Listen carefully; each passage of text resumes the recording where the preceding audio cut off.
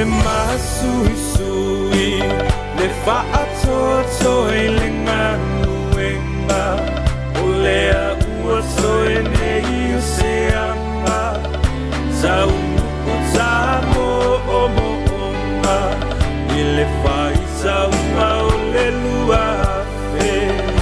luafe sau sanga o le alofa Samoa se isusia e ia le fu'a o le sa'ola songa aue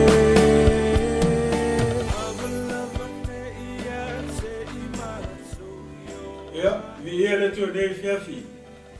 Ole LAOAI nei tupu pe ona masani ai. Ia fiafi te tas. Ai le ia mataina la le tatou por kalame ia mali fasoina ole upo le tu nei fiafi. Ia, tu ina atu le avanoa nei sunga ia pasa mai na te saunia ai se te talo. Ia a mataina tatou por kalame. Ia mare ana walo pasta.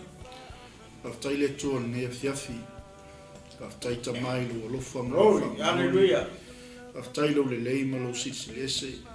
Fai foi o tai mai le li lo mato wola. Praise your holy name. E mai se le soifua o le tino ke riso le li. Hallelujah. Mato iai le fai ungo le neva yaso i fiau manga luenga. Hallelujah. E le fai te tia le nanga whaftai a te oe. O la mato whamalo. O le whani ene enga. O le vi inga. E tu mawatu i a te oe tamau. I nei lava fiafi. E mato whata misia le li le fesoso ani mai o lo nganga pa ia. Hallelujah. Ia i le whai wina o polo kalame. I oe E tamau. maise le li e. O le mato au nanga ia te oe malo lava whina nganga pa ia. Whamanuia i le tino ke riso nea fiafi. Whamanuia i so se ala leo. I so se TV ki risi anu. I so se au nanga ma i lato uma. Oh, yeah, O e o lo nganu lue mo le whaalau teleina o lo malo. Ia le tua le mana, ia le tua lo wang le lei. I a mataina o le lei whaasoa whale nganga. E mwhai le li o na mātou tau soa whatasi le li i le ato la aua lau whio. E ala i lau upu fola fola. Whaftai tele ngā pa ia o no Yesu wala toile mātou talo. Ameni. Yeah. Mo lava o na whātaro whātu i lau whāsausanga sa mua nei tu lau reaso. Mai lava i maunga te tele se o ifo i maunga iti. Ia whātaro whātu male ngā whārolo. Ia i lau tapu inga sa moa. Ia malole soifo manuia. Malole langi mama. Ia i le nei tu lau reaso. Whātoa se whātarofa i le au whainga ruenga pa ia le tua. Ia maura tu wharitua. O lo whapena o na whaawhaile le malu. Ia i tulu inga uma o haute o nei. Ia o te tonu o Nipsila. Ia le ngata lea ia o tuli manu e whaa. O le nei le larangi o lo whapena o na ta se ai. Alo matama whanau o le tua. Ia ona o le tala inga o le malo o le tua. Whataro whātu ai la ma le ngā whaaloalo. Ia te utau le awhainga luenga. Ia mo tau wharitua. Ia i le neitu la o le fiafi. Ma lo le unsai, ma lo le whaatoatoa. Ia i le ngā luenga le tua. Amen. Ia e le tua fo i se whatarofa i o ma paanga ma sani. Ia Global Kingdom Channel. Ia i aso taitas. Mai lava i le aso ngafua. Ia se ia o mai. Ia i aso whareili taitasi. Ia whatarofa tuaila ia te oi. Ma lo le langolango, ma lo le soifo maua. Ia i lautapo inga. Ia i le aso, ma le aso. Ia ai leitu latu ne atu nei avanoa. Maua lunga sunga le li pule. O le li CEO o le nei ala ata ma le nei ala leo. Pastor Mike. Ia e whai atu aisana sa noanga pupu. Ia e whaafeilo ia tuai le awhai ngā luenga pa ia le tua. Ia malera whaaloalo pasta. E whatalo whatu sa mo le fiafi. Ma lo le soifo manuia. Ma lo fo ngā lue. Le ua pale mai foi. Au mga luenga le neva yaso. Ia o tu mau pia le o le toi tono tatu a inga. Ia me se foi. O le au whainga luenga tofia le tua i so o se whata whaitaulanga. Ma so o se tovine.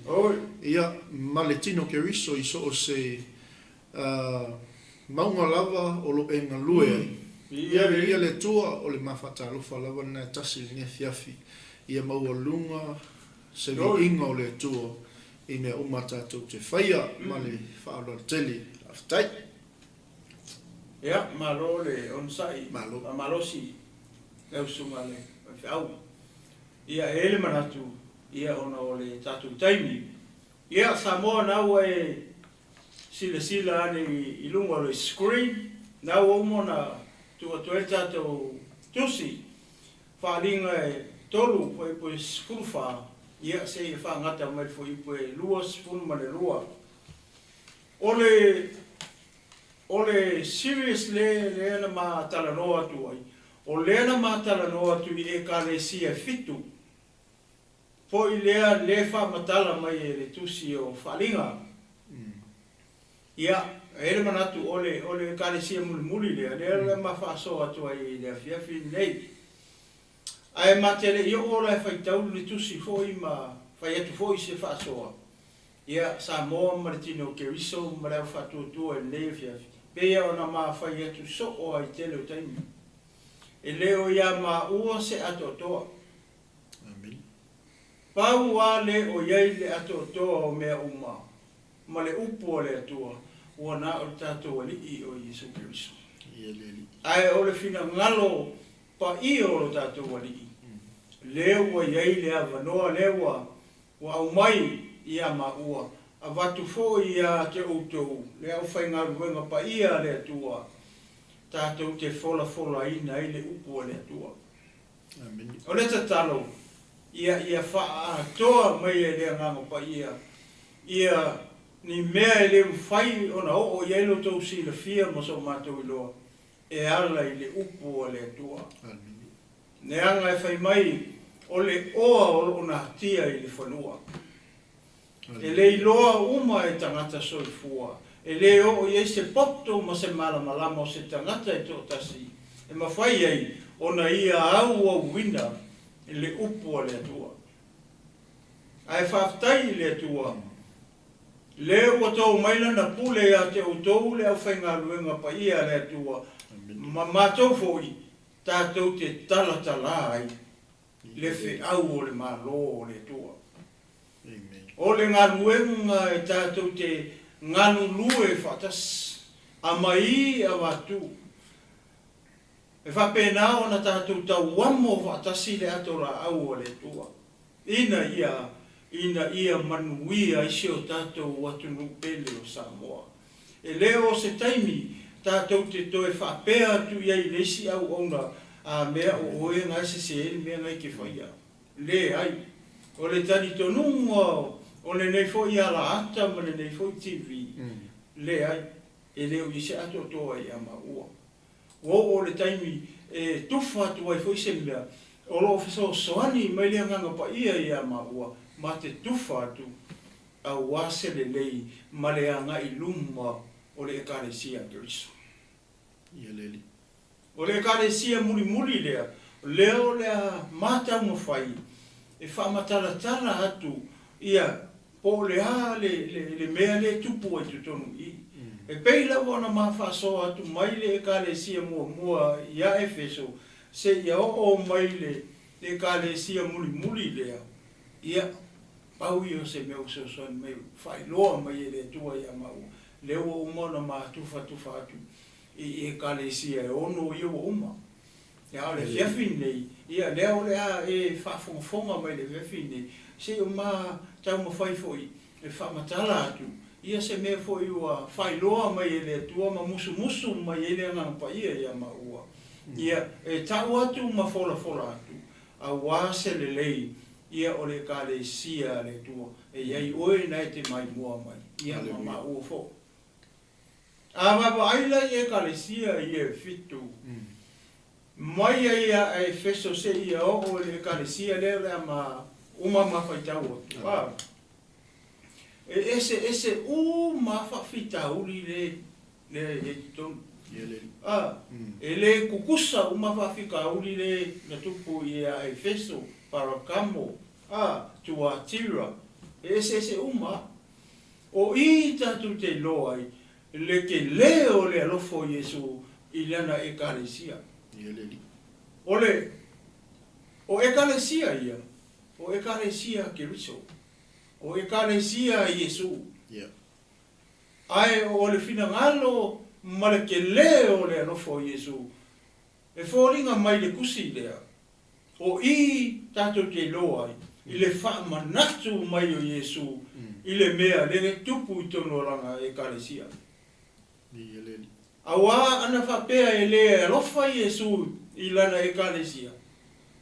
Ai lunga koe mai kusi lea. Ana whapea o se ekalesia se tangata.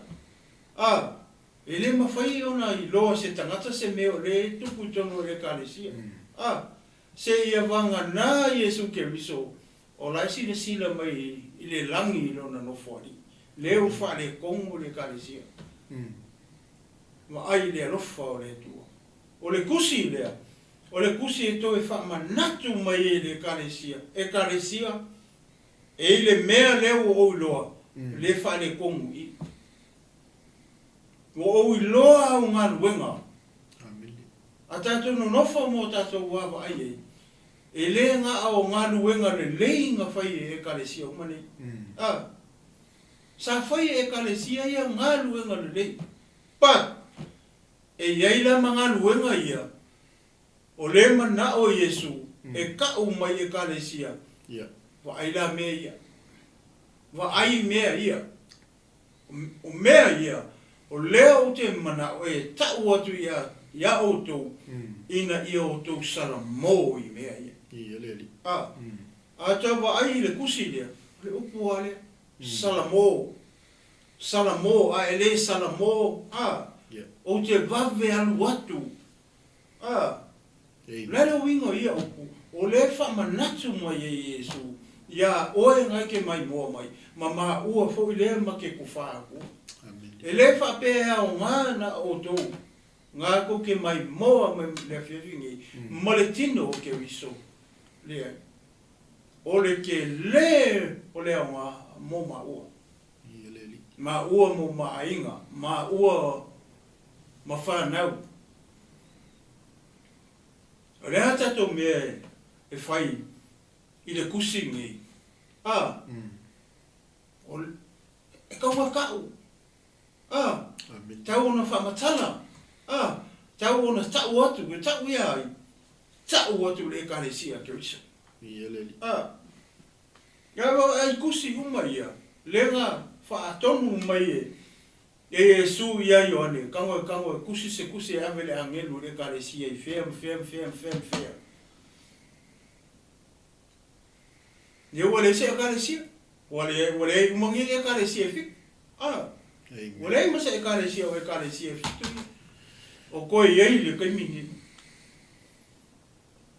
O le hale ekalesia le I te mini. O le hale ekalesia le wei te mini. Le ekalesia ngai ke ngalue. Ma le ekalesia le ma ke ngalue. E ngā o le fiku a ekalesia le ta umai. O le kaimini le lopo o se furu wafe ekalesia le lunga lalang. Ai wawa ai tusini. E ese uma whawhika uri. Le tupu tonu ole o ekalesia ia. Au mai le te mine o loto soi fuai ia mo ona foi ma o te tonu o le ekalesia ke wisi. O le fisili. O iaini mea kaipe o mea o mon ma whamalau atu. O kupu ko kongo o ekalesia. O le kari. Ngā ko kisi le fie o kone mea ngā kupu le ekalesia ngā ko ke ngā lue ai. O le foi make I loa e maua. Whawhika uri. Le kupu kongo o ekalesia I e make ngā lue ai. Ai whawhikai I le atua. I le ke le o lo ngā rofa. Lea ma ia koe au mai e fe au lea I le aposkolo. O si le fia Yesu. Koe pau a leo le aposkolo le koe. Koe pau a leo le aposkolo le ola. Le ala lea ngai e whakongu mai e Ioane. Ioane kusi lea. O iei ia mea leo o loa te tono o au ekalesia ia. O ke manga au inga ia salamo ka ngaka leo ola I kongo ekalesia ia. Leanga isia, leanga koe waku. Sa moa o ke siano ma le tino ke riso e le fiafingi. A le ue whanonga mai. E koe a fio mai Yesu. Hallelujah. A le fisili, o kako sa uni. O kako sa uni. O e sa uni, o ma sa uni. Whawhelo so i fua mo ma ufo i ola i mei wha ma karakala mai. O le isi e lofa. O le koe lofa ngi mākua. O le koe lofa le uso, o le koe lofa le kufifingi. O le koe lofa le auntie, o le koe lofa le uncle. Nieces, my nephews. Ke le i o le au lea mai i. A whaila o kako ko kongo le karesia.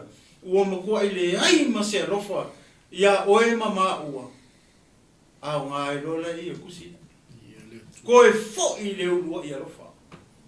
O e leo whai, o le karesia i fesu. A whai fo i la, o e mai moa, mai whangafonga mai le whiawhingi. O kupu se mea whapelo so i fua, moro mako ola. E le o le fiafi e le ngai, kau ke ko e fo i e le urua i arofa. Hallelujah. O marikai mi kau ko e fo i e lo kako urua i lofa i te tua. Le angai koe fui mai Yesu. Ke ua kuai, ai ngalo i a tatou, o ngā ngei a fio mai Yesu. Hallelujah. O le au ngāra ngā o kusia. Wha solo solo mai lalo, i isi e kalesia i e lalo. O kai. O le au. O le wha ngāo karinga. Amen. O la paka ia mai e. Hallelujah. Le e eitalinga, whalongo, msalamo, ke le i o whiau le tu tonu e karesia o mai.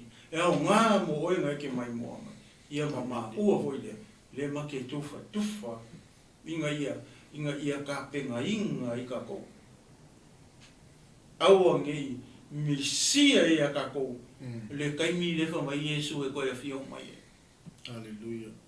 O le fio mai o Yesu e pei o le sau o le ngaoi. Lea le kako me fai.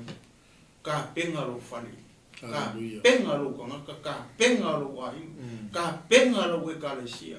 A fai o e ka ia le kalesia ke riso. Ka penga le kalesia. Inga ia kako maua le siki anga lea. Kau ke fei roa i mai Yesu. I lungo le wang e kusa ma le kusi le a paulo ia te talonia. Moa. Ma ta upu e wha, fo i upu se fulu tolu, se i wha ngata mai le fo i upu e se fulu ma le wang. O le au ngāra lea, a whai hoi, o i se vahenga e le ma whai o ngā o e le mawhasoa, pei o le makalu. I arufangia e le ngā ia. La fo i atu i le ngā pa ia o le kua, ngā ke mo ria aku ma mori o aku i a ai o fina ngalo maloto o le wha ngau o le atua i le fiafi nei. Tia, o le amawhai kaua kua i pui. Se fulu wha i le fwai upu e lua se fulu ma le lua. I le e kane sia muri lea i o na tātou to e vāwa. Ai hoi lea, o anisi mea o le fina ngalo o le kua i au kako kilo i ai. Hallelujah. Aua te wa ai fua oi lis. Ia wa ai fua tangata ia. Wha masingo e kangaka ia. Ai aua kusia lo li mai lis. Praise God. Era mawhai tau atu wha ipuia. Ia ona wha solo atu e loa lea ni mawha solo. Ia mane ngang wha raro pasta. Ia leli. E ise me teo i sauno ai. Amen.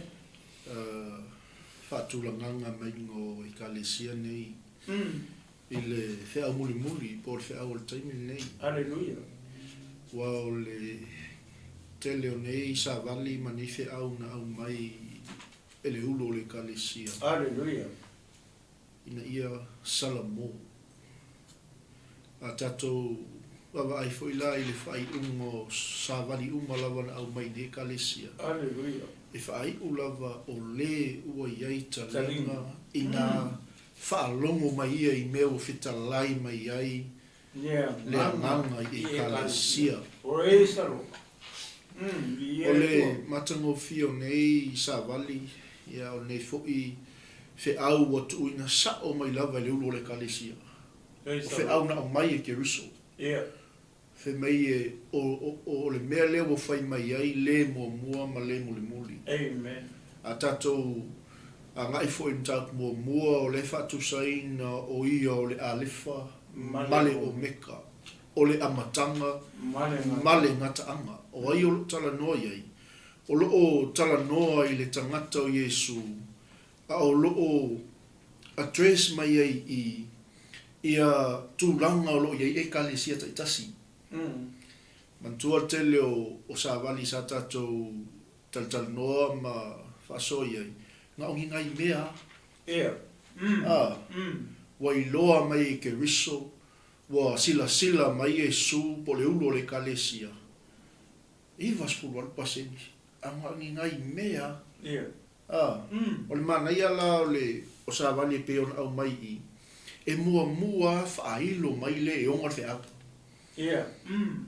oi o le mua ma le muli o le amatanga male ngataanga o le alefa male o meka le foi la ko kele I orka ko kusi ngefia le mua foi fa ailo mai le onga fea hallelujah o le mele o fai mai ai le ameni masalo ka ke o skai ai o le singa fa popo ngefia fi ono le o matango fi le tato Savalia mai o nei kalesia mai se o fe au muli o temi nei mo le ekalesia portino Keriso le kaimil nei le ekalesia I Samoa le ekalesia I Amerika le ekalesia I Aotearoa le ekalesia I Hawaii pe ese uma ia labels po ingo o le ekalesia ma le ekalesia ia ai kasia e kasi fo le ulu o na o Yesu Keriso e uma e sul mele ka o le ekalesia ia le tua a tatou wa vai fo le e le lava se singa ngala paka ia mai ala ngai ekalesia o le ulu o le ekalesia amen le ngala paka ia mai le ekalesia e le se angelu wa e le o se perfecta amen o se tupu wa amen matango fi o le si me manga ia le I le momolina mai o le fe au e tusa o le Faaaliga na I loa le tangata Ioni nga ave Yesu le tangata Ioni e I le kaui amen e iai le reward ua uma ona fola mai amen there's a reward there's a promise reward amen e whawhelanga maua le reward lea po le kaui lea pai ongu sai me o le ai ki ngā ai hallelujah pai ongu sai me o le a kofo I ngai oi hallelujah e o or fa pui ya pastor amen glory hallelujah pai ongu sai me o le a wha ki ngā ai oi sai me o le a wha puapo ngati ai nai le kalesia amen so o le sila lea mea manga ia le iai kongu I fe au uma yanga uma ekalesia ia se ia o mai lava le ekalesia mulmuli o le ala tatou tal no le fia fi I lautika ia e ai le folanga o le taui o lo fa tali mai I le ekalesia e ngake lava kia mea ua uma ona la patai mai ai le ona le ekalesia amen hallelujah so awane I ngalo ia te tatou ba le wa mai mo tatou ke mili pe on ta fa so tele o taimi o le nei tusi ia o le wa po o mala ke mingi o le ka penga I le kalesia hallelujah o le ai fa sa un I le kalesia ia ina ia awone I fa seina pe tai seina le o Kerisiano glory hallelujah o oi wa tali tonu ia Yesu Keriso le fa au po le ulo le kalesia he's coming back e toi a fio mai Yesu ono pe o le satatu fasoa ia pe o le ona isi o I latou tala ia o mea ua uma ona tutupu po pe fai mai foi nisi o na o se miti po se fale po. That's false. A fa pe la e fa mau nia. O le ala ka ko mele fai. Sa kaulanga pe o le term le fa nga e le o ke visiano. E sa kaulanga fa o la inga lo ka nga alu. Ye, fa la inga mar tanga. Dio. Pa te le plan nga le. That's a messy plan. Yeah. Ke O le sila ngava inga mana I o le tatu fatal tal noanga o sa vali I e kalisia ni. E kei loa e lo makafa I oi. Ma lo tiuti. O le e kalisia filfilia ke riso. E fai ke ningai. Te winge kia e ki ka penga I ki saungi. Lang o le kalisia e le iso na ila. Le iso na pona o so na manu minumi. So le lau te au mai mo tātou. Inga ia, ka penga I ka kou. Saungi ai tātou. Waile mwhai ka kou ka penga fua ma saungi fua. E au ngoa ma lapata inga. Mai le whaao le kalesia. O ke riso Iesu. Kia peo se au koe whapopo atuna le tinu. Ia ai tatele I o tātou sinefia. Ia, ole mana I ole vaina le e tala no, ole pasta. Ia le li. Ona atato uava ai ole atau ole kalesia ole atau le tau po Amin. manga kuala ole ta pena le kalesia Amin. ta pena voilele ina ia fa mama ina ole kau po ole kalesia o mea umana e kusa le kau pou ma le kalesia o le tau pou o le kalesia na Iele.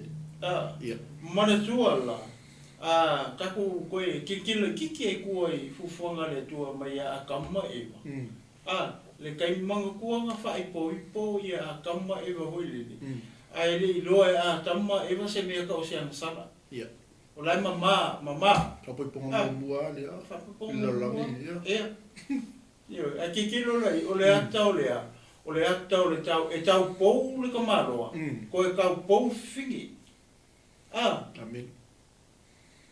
Whako a nga sala I le kene se tolu hoi ko sfulu lima a kikilo I mega amaka mai ele kua amaka ele kua whako I poma o le tau pou kau pou kamaroa kulo tau pou I le whawhini a kau kikilo I le kusi le walanga le kakele I le afo I le chapter sfulu iwa maka wha sosolo koe o le ale mele o koe pupu I o le whako I ponga fo Iele. o ai le la wha I po I o le la wha I po I o le kama wha I po Yesu Iele tua. o le kau pou oi o le kalesia O e ma. Tatou uma. Kako uma maravanga le maka mai Iele li.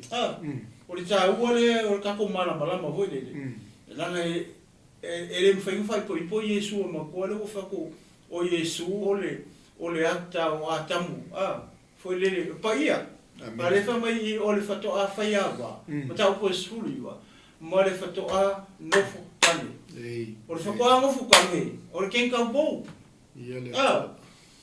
ia ai a ka kirikilo I tangata ia le angasala ele mkau pou kako vai le ku whareanga Lango winga le ka pe whareanga inga ia ve ka kum ka pou Iele tua. kako vai le kingo ngi ka pe ia ngawe marama le upule o ka pou Aleluia. me ta o le tau pou le kingo me ta o le tau pou whareanga le ka pe whareanga le ka resia inga ia mama awangi ia waku fai poipo mar fuka ngo fukangi ala ele le asi kulo pa vai fu fuanga le tua o le meva la le kupui pe yo manko le fa mai Yesu ko sa a kikilo I tua ile akali ko ile faringa sfulbiba le fa mai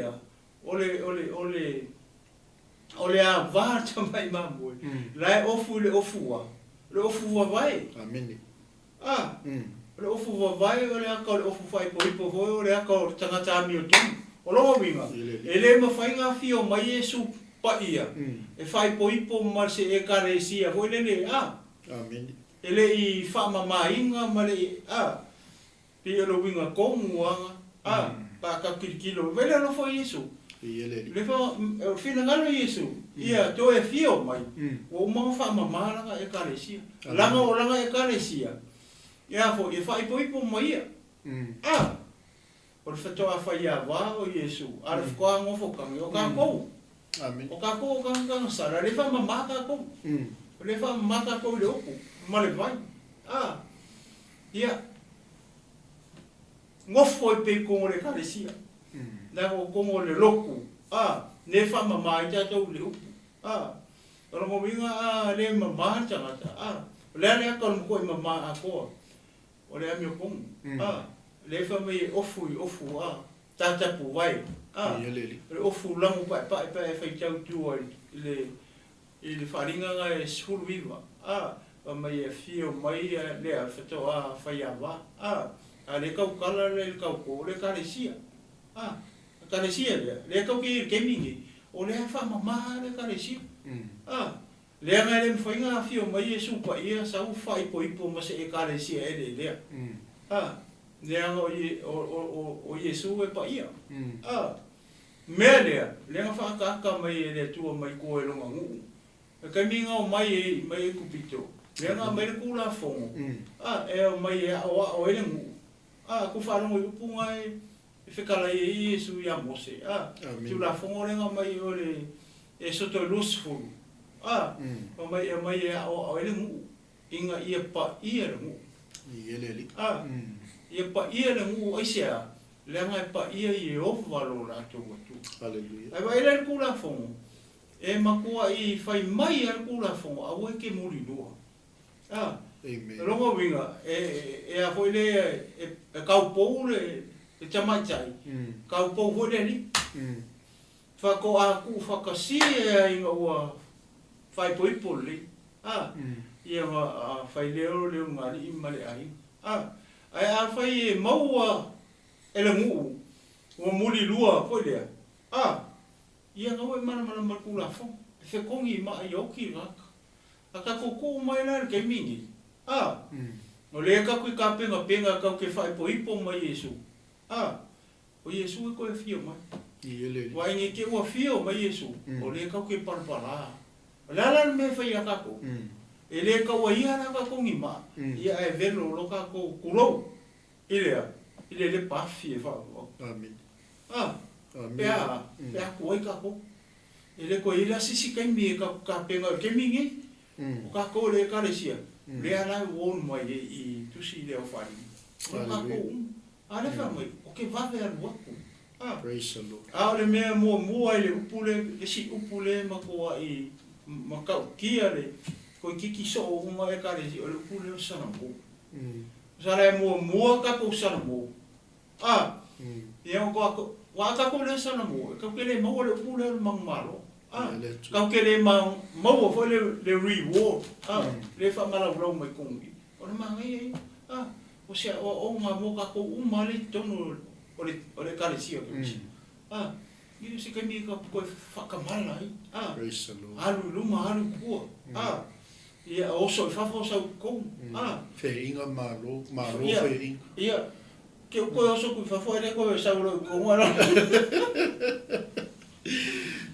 Ke wa ali fa fo sa lo kal fe ko ala ngale. Ia. O le nga ke fa mowinga. Ia. Ai le ai se na te to ta tala inga. Amen. Pel ma ngai lo po le tu. Wala ke fai mai o so fa fo. Ia. Ke wai ko se sa ko. Bolok kai Yesu rito. Ia.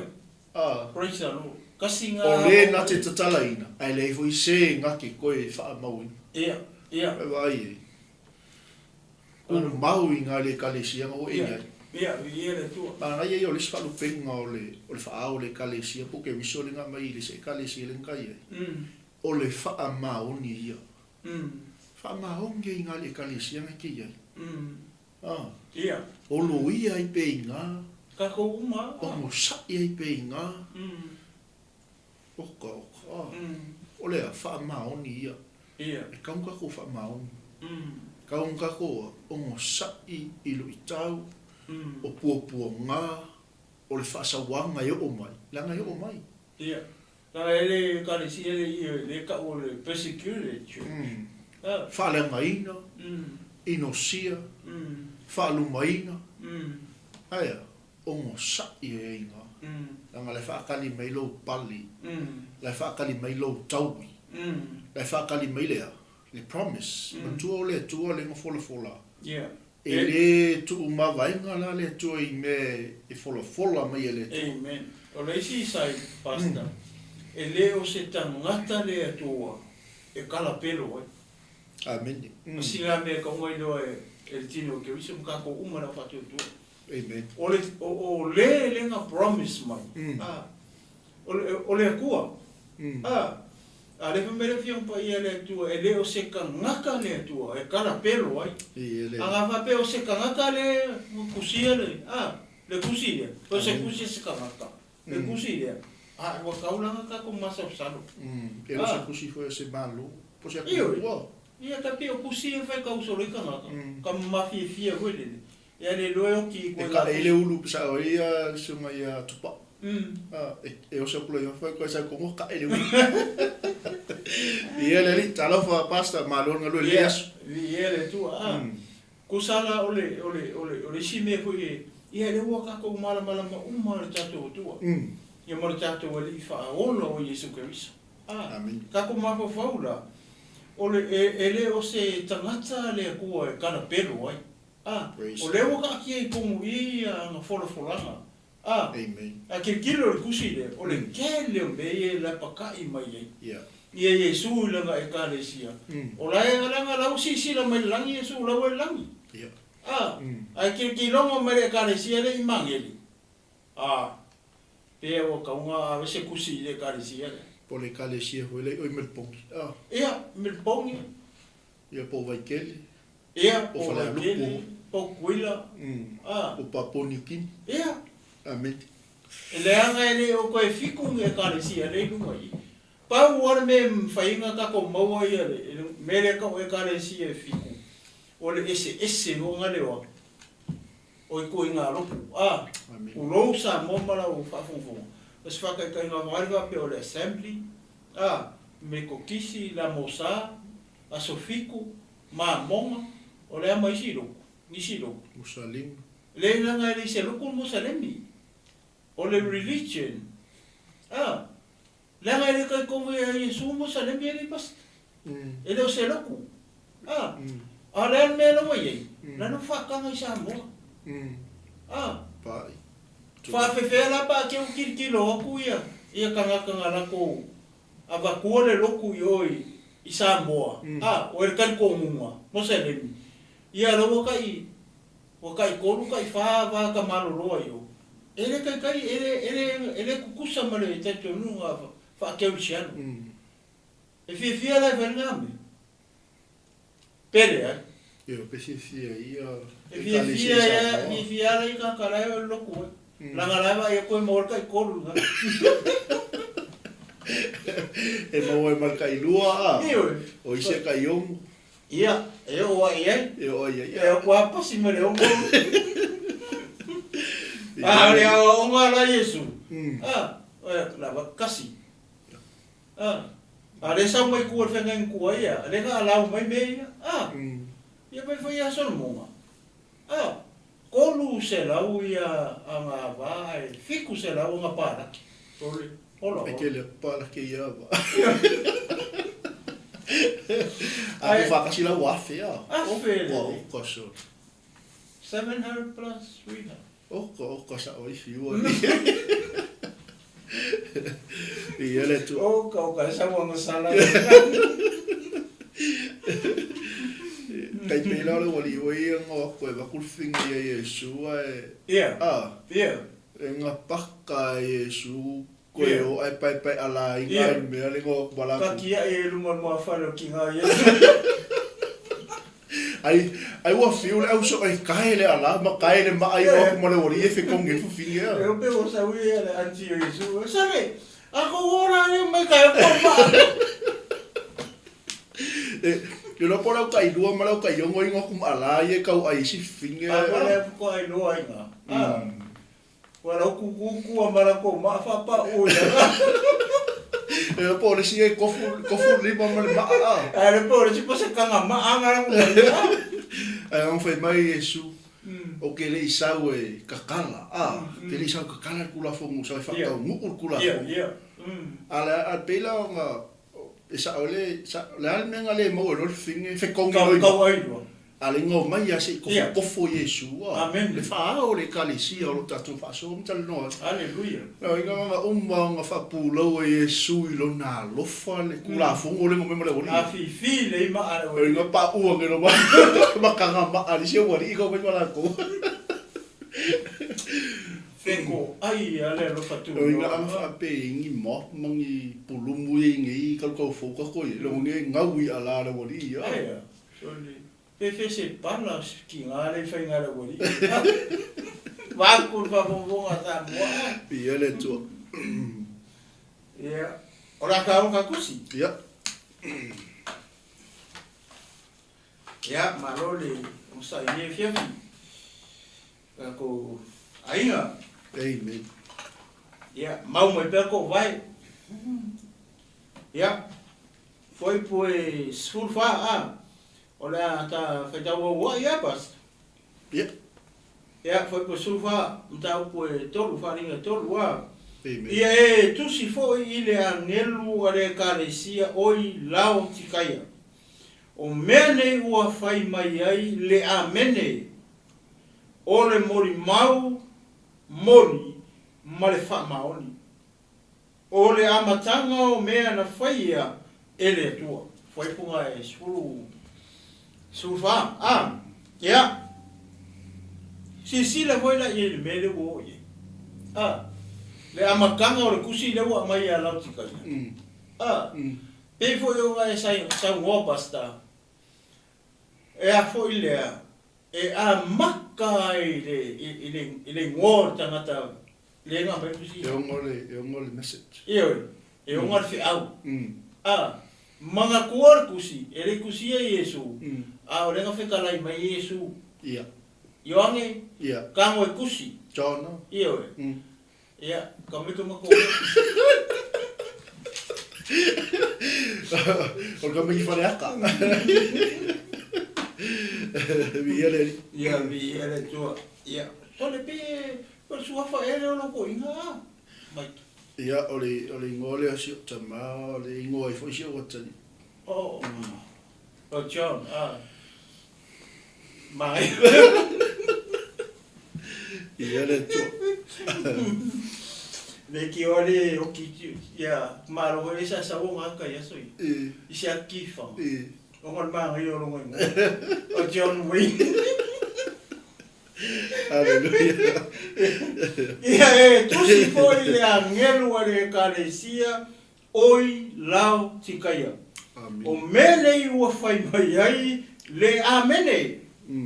O le mori ma moni ma le fa maoni. O le amatanga o mea na fai ai le atua. E kolu wa nga le pau kirikilo i. O wanga i le leila i o kirikilo leile. Ile upu le nga mua mai. Pasta.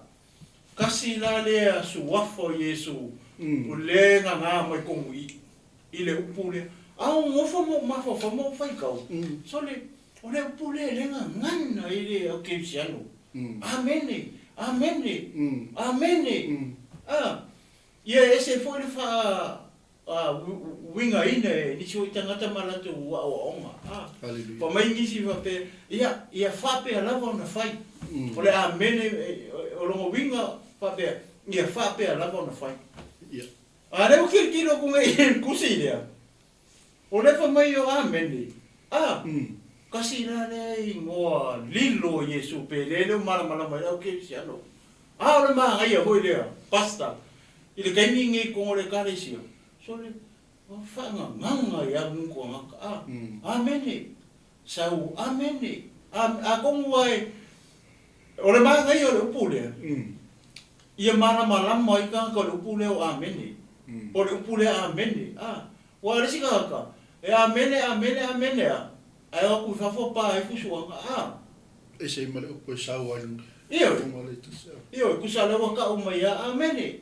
Amene. A. Aku lo ko la ku ka pa ai ko yo. A. Pe mi ke me fa le vei pe po le a. Pe ole upule. Ya. E tau ko on tato malama ye. Ma tato fa che le upule. Ah.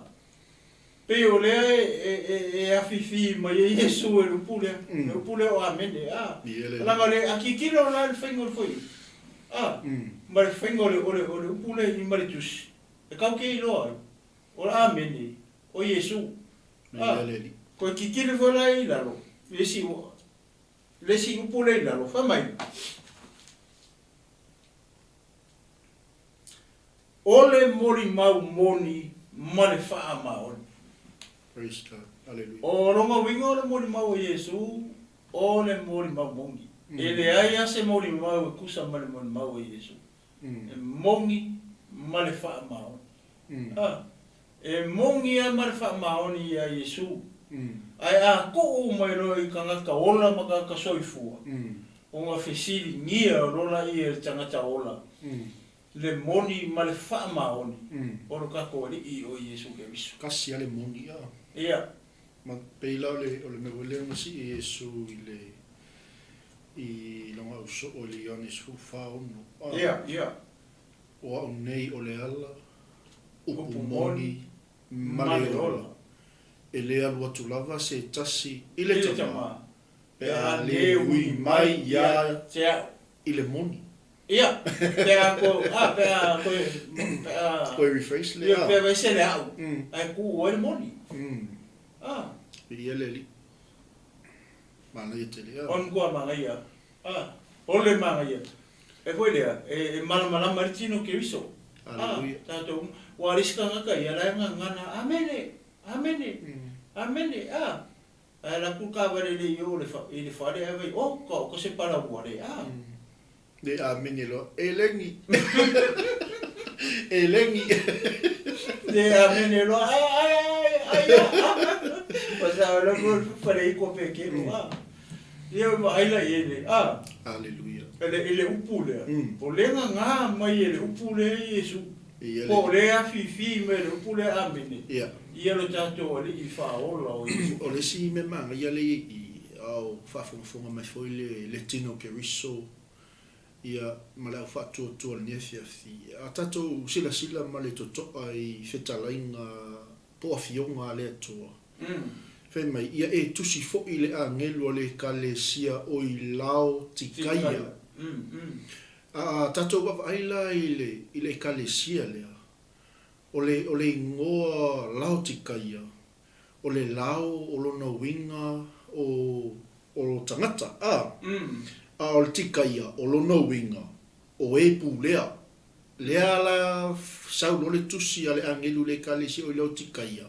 Le kalesia o lo o pulea tangata. Amen. Le winga nga o le ngo le kalesia lea o le lao o lona winga o tangata tikaia o lona winga o le pulea. O le lao tikaia o le kalesia o lo o pulea tangata. Po le kalesia o lo o wa whaamalia I le pule whaatangata. Amen. Vai le maa ngai o le whi aunga a mai Yesu. Le nga ave ia Ioane.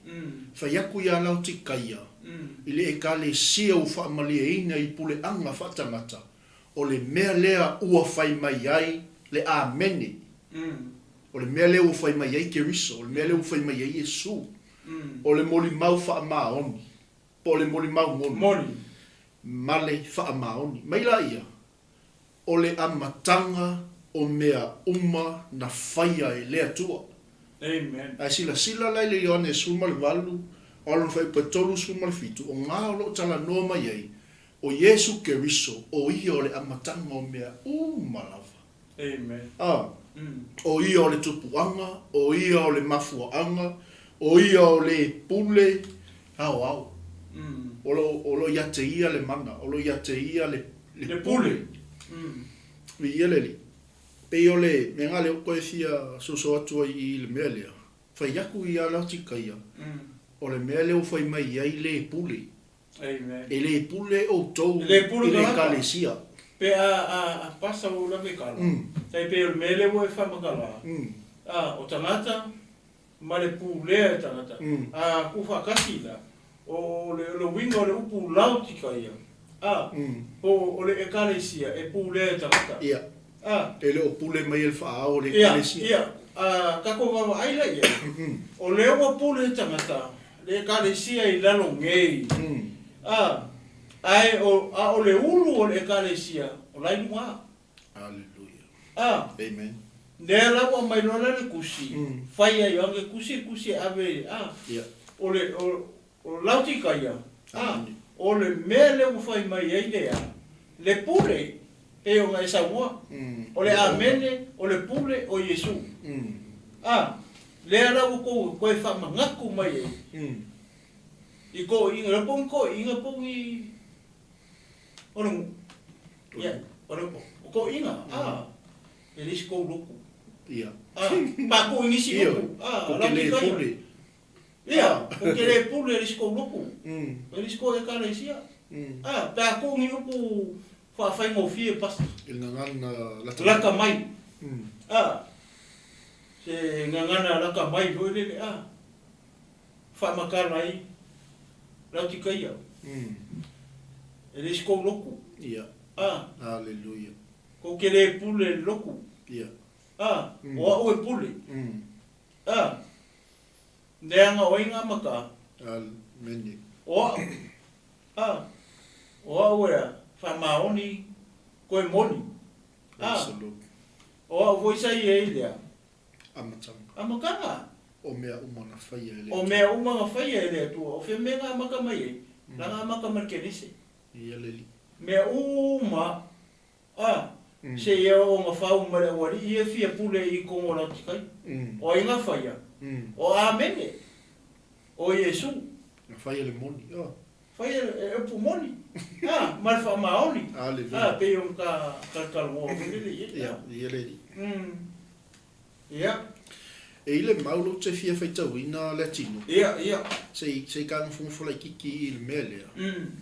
O le mantua o le tusi le kalesia i lau tikaia. Le kasi leo e kalesia le mense me paulo i kongo le kusina ave le kalesia i kolose. Ia. I le kolose la mo fai po suma lima. I le maulo te fia whaitauina e lango i foi le mea lo tata noa ai. Fai mai, ua uma o na tuu e seina e ia o ali sili ma fai pule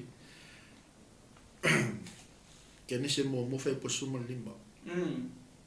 Kolose mo fai po suma lima. Ia.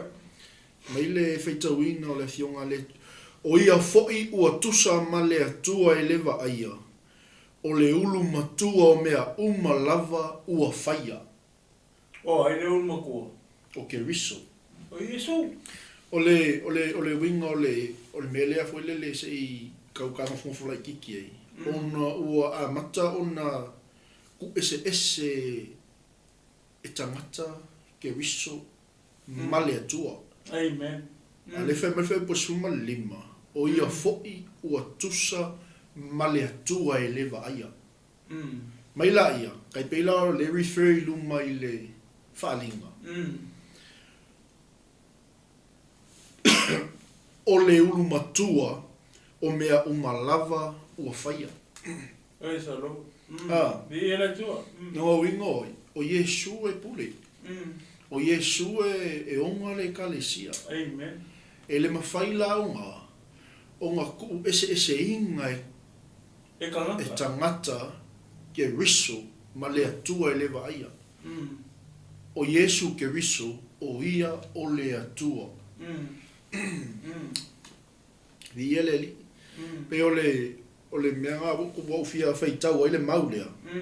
Onga o le ua a maka onga ese manatu o tangata. Ua a mata ona le talitonu tangata o ke riso Yesu o ia o le atua. Amen. A le whai mai ia le apostolo i lantusi na ave i kolose. Ua tusa o ia ma le atua i lewa aia. O ia o le olu matua o mea umana whaia. Amen. Nau inga lea. E makua ke wiso I leo. Mea uma whaie o leo makua ia Yesu. So se mea nga whaie lea tua. Amen. So se mea nga create lea kua. Ia nga fofoanga. O leo makua o mea uma. So skoi ngā mea. O lo ngā alo Yesu ke wiso. Ia leli. Praise the Lord. Ia la whai mai le tato whai pule sumal wha. Le whai unga o whai po sumal wha. O le amatanga o mea uma na whaia e le atua. Longo winga. Lau tikaia ko ke le pule. Ko le pule. Lau tikaia o le mea lea ua whai mai ai le amene. O le moli mau moni ma le wha maoni. Amen. Oi, o ke riso Yesu. Le whaau o le kalesia. Ia le. O ia o le pule au. Ia le tua. Aleluia. Ia poraka o foi po e sulima. Ia. Foi po sulima. Ua o I loa unga ruenga. E te le malili. E te le vevela foi. O te loto ina ia e malili. Pe vevela. O le nei. Ua e faale o ngalua. E te le malili, e te le vevela foi. O le mea lea, o te luai atu ai ia te oe I lo ngutu. Ia le tua. Ia, pula sa fuso songi mi me wo re kalesia. Ia le li. Manga ia ke lele, e mea le ua tato o ai. O le ua, o fai mai le whaao le kalesia, lau tikaia, mo o I loa unga luenga, e te le maalili, e te le vevela fo'i. O te loto nei e maalili, pe vevela, o le nei, ua e wha leo ngā lua. Ma kua I ke le au le me le kupu I. O I le wha maungi ai le maule I le mo tupu sumal walu o sumal tas, le whai mai o e whatusa I tangata wha leo ngā lua. Le whai mai tala tuspa ia. Ua e whaale tonu I manatu e lua se I awhia. Tapo mai.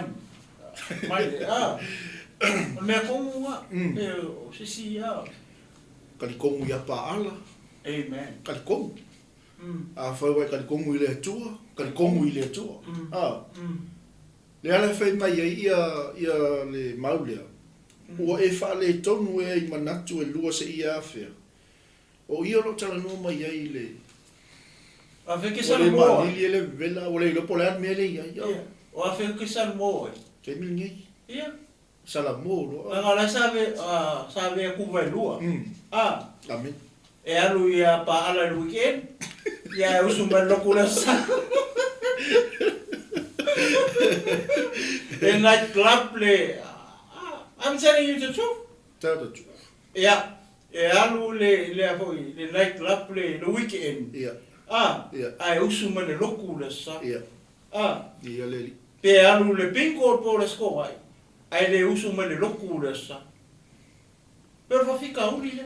O le magai o le maule pasta. Le waka o o le mele le welo Yesu kongi. Ia. Fa le nga lua la tikaia. Ia. O le ma lili le vevela. Ia. Au fa le nga lua pe fie I me lua. Ia, kusa la waka alo mai boxside. Ele offside fo. E lo ka alo mo fiku e lo ka alo no me la mo. Pe mi fa pena. Pere. Nga fo yo le si e pa ala verso a ko ele. Tote fa ale tonu e I manatu e lua se I afia. Ia. E se le au le lei o le upo le atu. O le bua manga ia. Lau tikaia. Bo o I loa unga luenga. Wai le maa lili. Wai le vevela. Au e wha leo ngā lua. Awhena.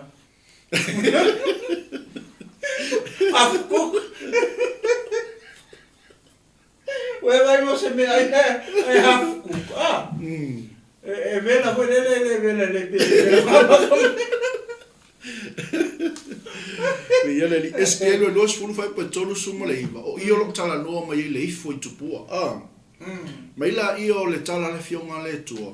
So ia tau te whaatasi na ina lo wingoa. Mea la lea. Makanga ia. Pa ala i lisi aso. Ia. Le atua i lisi aso. Ia. Pa ala i le... E pa ala fo i le aso sa. Ia. E kau i lisi aso sa. Ai mangkua la. Me wapea. E le karikongo e ka mau mai whaarutanga. Pasta. Ia. Whawhenga karikongo ka ngaka i le lifestyle o lisi ka reiko anga loko. Whawhenga karikongo ai kula e alu e loko. Alu wharkarapu. Alu loko. Ko anga loko. Koe ko anga hoi nei club.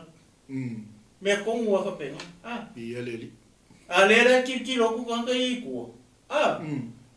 Le loko la e fia o ka ngaka loko. George. Lea la e loko. Ia. Ia po le sa foi ka la i mai. Mea kongo anga le whamea. E ka walea le kua. Ka walea nga e kalesia. E ka walea le kalesia. Mawhao le kalesia. E ka langa le kalesia ke miso. Amen. Oi le ka walea i. O le waka walea i Yesu le ulu o le kalesia. Ia, ongo kangaka. Ongo kangaka lau tikaya. A mai pe kangaka lau tikaya. Ke oito sa moa ia ka u. A le ke ma por whakai ka. O whakai ka inga i leongi. Ele mea. Ia, whangape ala tikaya.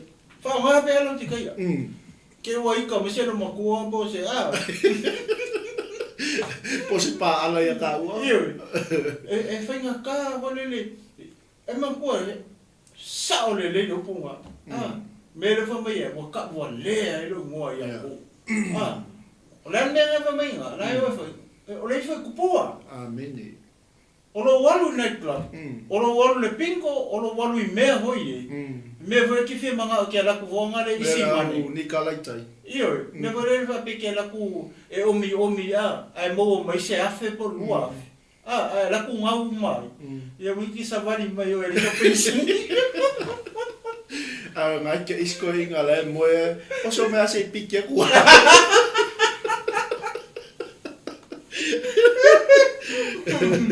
Mea kongu anga hafa mai waka walea lo mo iau. Aka ko mai hoi lani kai mingi. I te tonu o le kalesia. O le kiki lo kwa. Ia po la hoi ku ia si la mai ia Yesu. E langa e kalesia. Le mai mai. So le o le ko anga i o kanga i le roku. Ia so sa uma ma ngai ia o pea alo makuam. Mo fusiua ko inga. Fusiua ia malaku wala unku. Ia malaku kalinga. Malaku kalinga ping pau ka ba. Ia leli. Ai, o le winga. A leo wakakan mo fa pea. Ile media. Ai baba ia kuma. O liskami. I liskami. Piono liskami. Iyo. O mea le kupu. Ai ngalo ka. O la waka warea le ngo o Yesu ia la ko. Ia pe ka warea fo ngo loku. Ka warea fo le. Pa fenga sala mo ka makari komu pa e ku ko nga la lifestyle nga. Ia o loka ka fai kana. Amen. Fa mai fo ke siano. Fa mai fo ia. Soli. O ka ana club ia. O ile ai mai. Pe isi alga nganga I fale, isi nganga I... Ia. Asa ulu fa savi. Ai alu fa nga nga palolo vale dore. Praise the Lord. Ia ale ma ngai ole maule pasta ile wai. Ai vai mana o amene. Fa mai ia. O te mana o ia ea. Makua malili. Le o te mana o ia malili. Ia. That's good. Ia. Porque mga ho ye malulu. Ia. Lai ko I mangingo le. Wa e vevela. Wa vevela. O le loku I male kalesia ke vise vevela. Wa foi lai worship ga ko. Ai a malulu hoi. E ma ko alu malulu. Le mera le ko kula I mai I le kalesia. Wa le vevela. Le malulu. E fie malulu ko fie bevela. Ia, pe va afku fo le lifestyle. Amen. E a foi le vela le spiko. Ai malulu le spiko le o le oranga o tangata. Hallelujah. Le ala fa mai lo Yesu wa fa. Leo malua. Fa le malua. Wafku. Wafku. Ai vai la ia. Ia se fa kuanga voi. Mo ga kai e me ia o. Wa ke wa iskan kai se fi ai mo papa kiwa half cook. Ai foringa mai ele anga. Vai ngai ruai mai Yesu nga. Fa vela lei. Amen. Fa vela kwa fa vela lei. Ya on mera ngai pa wa. Ole tuala lo foi le apostolo Paulo Iona toi taimi ilona talifa le nganga o Timoteo. Amen. Mai lai o le apostolo Timoteo. Ia tautua na ma oe le ngaluenga le tua. Amen. O niso i lato fa folinga, o niso i lato fa fia mi o tua. Hallelujah. A o le mana o le tua wala to te ena. Praise the Lord. Kusala man mele. Le fai mai le fionga le to le skielo e lo skulu fai petol su maliva. O le ifo i tupua. So ia to te fa tasi na ina le suafa o Yehova. Ava ina ka ngof koi kemi o la apostolo. Amen. Ai kangia kwa ilonga kali san kau kua ngama o linga luenga le tua. Praise the Lord. Wai ka ngaka fa fo linga mga ka fa fia me o tua. A o le mana o le tua wala tu te ina. Kua le koe karikomu o sia nganga koe. Me la le pe o le au maluhu au vela. A o fa fo linga. Yeah. A o fa afku. Yeah. Awal wai ma wai. Ia le so mai le si vaenga na o le fuai upu e sful maleono. O le nei wa e wha leonga lua, e te le maalili e te le vevela foi, o le melea o te luai atuai te oe i lo umutu. No winga la a wha pe ki kako ki wha fōlinga, ma wha a fia mi o atua, ma tātou wha tāsina ina le suafo i owa. I foi kupua, pa ala le atua, ma alo wha ia inga. Yeah. E luai mai. Praise the Lord. Iele. O le ase si upu hole le ave mele le pe o le futala fo mai le mau fo mai e luai mai le kua.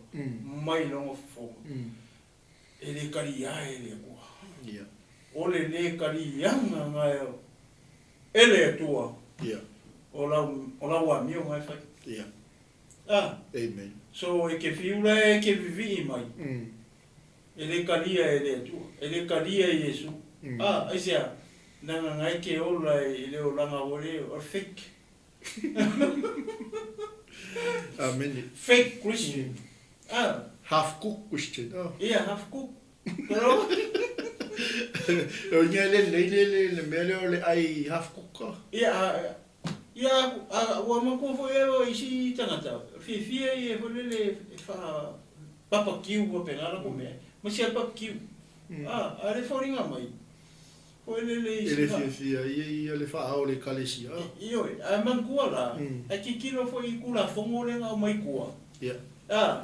Ai kuka me ai. Ko susungu koko ia uma. Yeah. Au ke ai male a. Au ke ai mal koko. Iele. Ko ai kumu fa vela no pap kiu. Au fa half cook o ngai usanga wa pia mai ngale. Le mele o le half cook. Yeah. O le fa mai o ke ai mal toto. A kuka fa vela le. Amen. Ia wa le karia. Se si ku. Hallelujah. Ako anga e ko le ai pap kiu va pena. E mia be falma. Hallelujah. Amen. Yeah, oi bebe o la tau se foi pula. Yeah, so mafitu. Yeah. Awa e fai mai. O te se maua. Ua whatamao ai ngaina. O te le matima fo I se mea e tasi. A ua e le loa o oe o le malaia. Male pangatia. Male mativa. Male tau waso. Male le lava. Ya, orga. O le mera le kupui. O le família wali. Usa le o lo le wali le mele silfia le tua. Yeah. La fa pe ala se. Ia, fa pe ala ko la maria. Amen. Ko mai awa wa e fai mai o ke maua. O le ale sipu o o tamau a inga. Kele ka mau a inga ya. O tele mativa. Fo i se mea tasi. Ua wa vele fai le vai nga fo ipu. Le fai mai awa o mau o tamau a inga. O tele mativa, vai mi mika. Foi le kalesia le upu le tangata. Le Ole o mea whamali le e ina I pule anga whatangata. O la le me mo o ngal whimi kai me mo. Kua fisi o ua ko inga rau luku le, lau tikai e le kwe koe le Samoa. Ko inga la tikai. Ai li liulo le keminge wa le wa I e karasia ia kako. Amen. Ia be careful lo.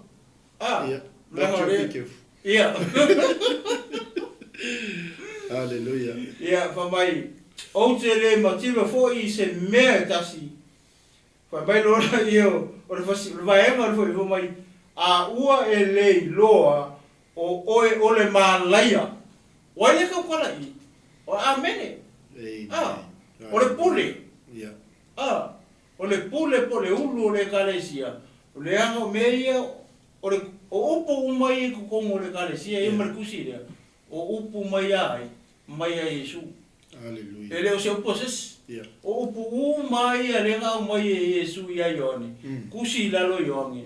Ave lo le kalesia. Ia ko avaku le le kusi le o vai ngalali. Avaku kusi le o le vai ngalali. Para campo. Avaku kusi le Efeso. Ia avaku kusi le Saltaisa. Ai le ngi upu asasi. Ele o seu postangata. Hallelujah. Upo uma ia. Lenga kusi lalo e Ioane. Ar sila la ai Yesu le walia. Ma lau fisio ia. Ma lau fia milion ia. Ma o tele mativa foi se mea tasi ua e le loa o oe ole ma laia. Wow. Lua male pangatia. Kolu male mativa. Fa male tawaso. Lima male le ayo se I.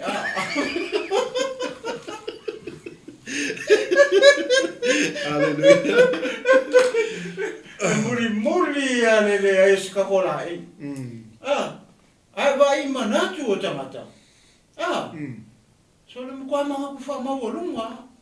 Ele ngaka vole lo mga ko le kalesia pule la ko. Ole kalesia la ko. Ai vai fa mawalunga o ngaka. Fa mai o kamao ainga. Ole maki kiva se mea. Praise the Lord. Ai ole sila ale ulu ole kalesia. Lima le mea yele ngula ua koe. Praise the Lord. Ka waso. Ai fa I ua kamare. Amen. Lo vinga la fe lo I mai e le sela para se kulo. Hallelujah. O le ala ko me nga le la para va. O le la para va fa le nga. O la fa le ye solo. O le o la nga. O mo kwa okia. Amen. Te fa lo fo ali. O mo kwa okia le nga. Ia pe iso fa so lo nga le pas. Yei, o matango fie, ma manina whalupo le tua whaipule Ora ka usulu wan. O te whaia tuai ia te Oi, ia e whata watu ia te au le auru. Ua wha mama ina I le afi. Ina ia e tamau a inga ai. Ma ofu sisina. Ina ia e ofu ai. Ina nei loa le mao lo le lava ma le vai mata e nini ai I o mata ina ia e pupula ai. O le mera le o fina ngalo ai ia le ulu o le kalesia. Mga kua le o umanga ka umai mei ia le o loa le wali. Le o loa le kalesia. A le o so mai le foi upulea. o mea umale fina ngalo le ulu le kalesia. E au mai meia. Se I ufi ele fale kongu le. Wa le fale kongu le pe o fetau atu pa mai. Malaia, pangatia, mativa, tau aso. Male le lava. O mea la ia lima. O lele o iloa ele kalesia. Lele o iloa lautika ia. Au la si le fia e Yesu Kristo. O la si le fia le ulu o le kalesia. Le o Yesu o le ulu o le kalesia. Amen. Sa o lola I foi upu le. Le la fa mai ia Yesu.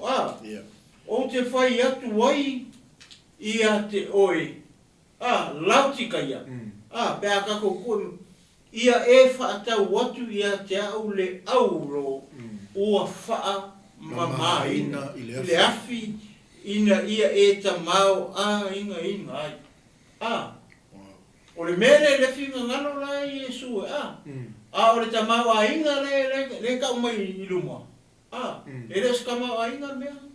O le tamau inga mongi ale o le kalesia ke wiso. Le mana o Yesu ina ia tamau inga ina ngai kalesia. O le tamau inga ia le mimika I ko inga.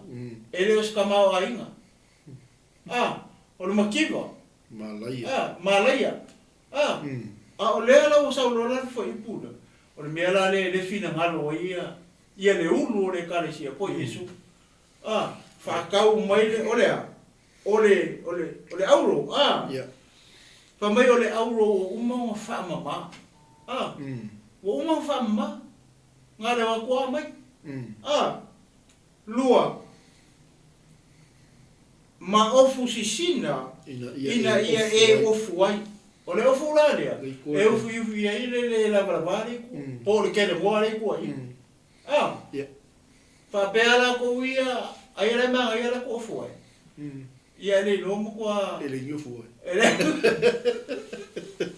Ola ka ka le kimo. Ile fai o ofu. O le olanga fa le nganga. Ua makua make ale o langa whare anganga. O ka ngaka o le kare sia rea. Mantol tusi whare anganga. Mai ina ne I loa le mai lo le lava. Amen. Longo winga. It talks about naked spiritually. O le lava nga. O le makua ikele kongo e kare sia. Ile kai mingi. Ele va penga o ile kare sia. Ia se o nga vole motato. Da nga kele ngai mai fai tau ia ma me ia pe no ma haso a ko. Poile. Tatu te va ai ia tatu fale nganga.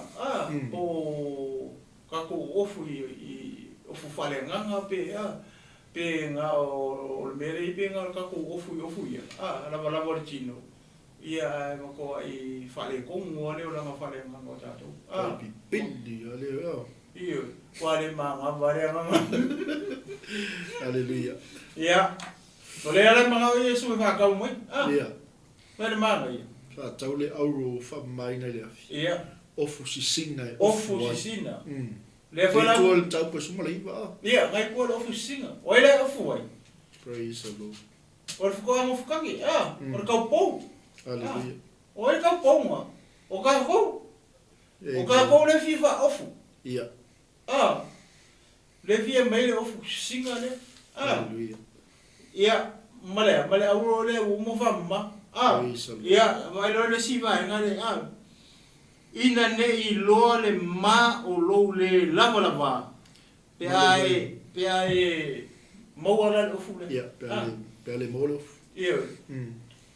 Saulo le ai. Male vai mata e nini ai o mata ina ia e pupula ai. Wai fa ka mai fo ia Yesu roi maka. La sa vai maka le.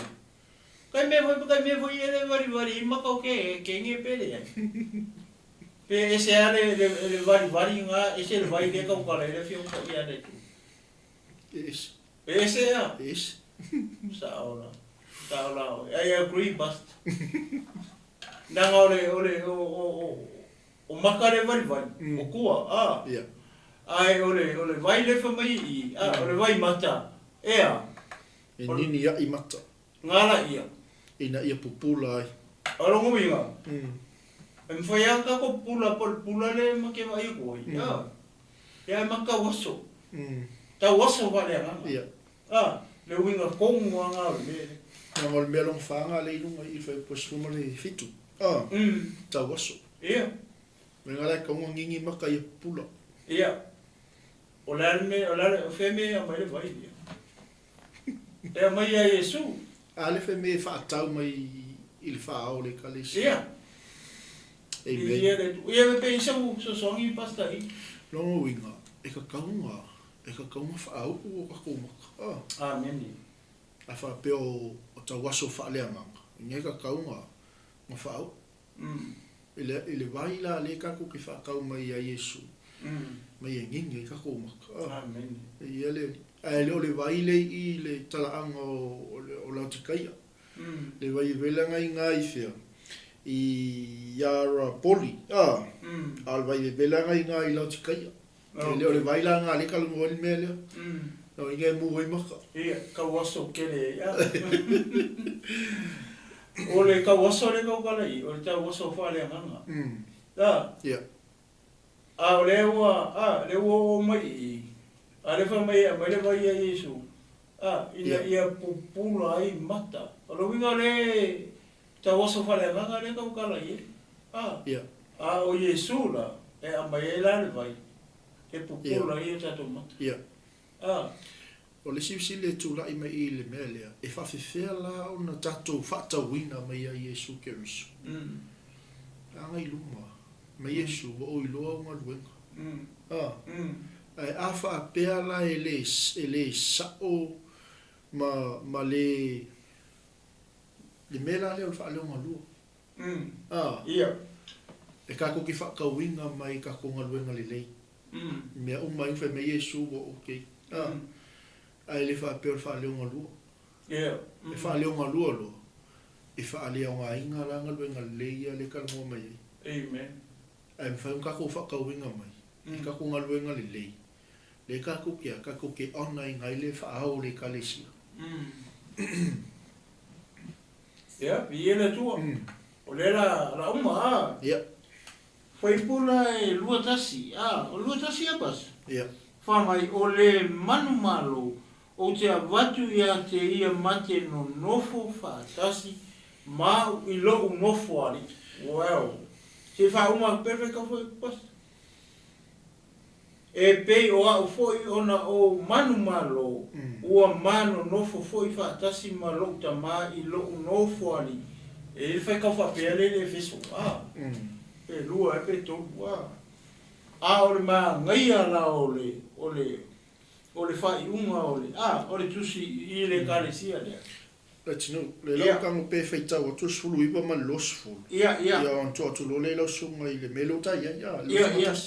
On ma ngai o le fai pasuma le iba ngai mai. O te a o ai. Masasa ia I lato uma o te a lofa iai. O le nei. Ia vili tai. Ma ia salamo. Alleluia. Me lai fai pe los fulu. Fauta. O te tu atu le pui ma tu atu. Ai se tasi e whaalongo mai lo leo matatala mai le pui. O te ulu whale atu ia te ia ma te tali sua foi mai ia o ia foi maa. Alleluia. Ia whai ulo Yesu lo sumatas. Ja, tausu. Ia, ma ia kele suluiva fa mai o te a o ai masasa ia I lato uma. O te arofa ia. O le reia e vili tai ma ia salamo. Le ala ko ia pia ma vela le kule. Amen. O le upu ale le sau mai ale kalesia mo se ia o mai le kalesia fiku. Ia. Kusa o le ki a korea. O kangaka ma le loku I le kalesia ma le kalesia ma le kalesia ma le kalesia. Ia. Kele mo kangaka le salamo. Ia. Le kokongo a maka mai ia efeso se ia o mai la ia lautikai. Ia. Ia. Kusa pe o le upu le o le ki a le o mea uma. Amen. Wai le mawhai ona ona e o le manu malo pe ai le sala mo o le sala mo a me mo fa fe ka ko fa maungia ka pe fa maungia le makanga mai ministry a Yesu mai o ani mangkor ke mi lenga me le kusile ele o ko Yesu I lalo ngai o lau e ngofo I fea lau o ngofo le kuka makau o longa ma hallelujah o le upo le o le sala mo o le anga maka le ministry a Yesu o le upo mua le anga pa mai fofonga o le kakori fa olo Yesu I le matai le whāra ngofo I po sifunu ma le fiku whai mai I nā sana mo ia o tau ua o mai le malo o le atu sana mo o le mea mua ne o le upu mua le ai ka ua ke po le a le anga ma le matanga o lo te o soifua ma ua vo I ola sa ko soifua mai mo ka ko ola mai ele ke o mai fa pe ma ua wala foi nga mai ma ua pe ina ua inga ua masala mo wa nga pe ma ke le sala mo ia ina ua ma ke mai ma pe ia fa pe nga foi o nga ke mai mo ma fa nga ke mai mo mai sa e soifua mai foi se o langa le ma se o langa matanga ma se o langa ele o le kaimi anga e sala mo ai ma e talia Yesu po mene re ka mai ia ve ma ri ma fa ola I lo soifua ia ma bo sui ai ko ma bo sui ai ko le kusi le ma mai e karesia e fi o le kusi e ko e fa ma ngako mai ka ko le anga ai ma se a ke si ano le soifua ma ola ke mi hallelujah le soifua ma ola ke mi ia a fuanga le tua o laua makanga ku usi ke si ano e maroro I ko ma se ku longi fia ia e amu ia ho la ka ngaka soifua ma ola ku pe se ia o I le aso folanga le tua kai pe la ola ko pule o ki ko isa o le ma ngai le o le upu le o koe apia mai I le upu o le sara mo o le upu mo ai o le upu mo kako uma o le upu mo le ekaresia awai e kare kong e kele ka kare kong o le ekaresia ma le ekaresia e le sara mo hallelujah e le sara mo ma fua mai se ma fua mai la le malama e te tau o na makua whaamalama lelei ia ngai o kako uso mana I o tātou tangata I le awhionga pa ia le atua inga ia I loa la mea ka o salamo salamo mai le anga sala ma fuli kua I le atua ai ule kua le mea nga ola anga sala ia e whaasanga e o maka ia I le atua amen pe ole vai ma ko le pule le wa pi mai basta le o ia ole foi pe su viva se foi na fe ka o mai le fata otto e tonu foi pe su kasi su lua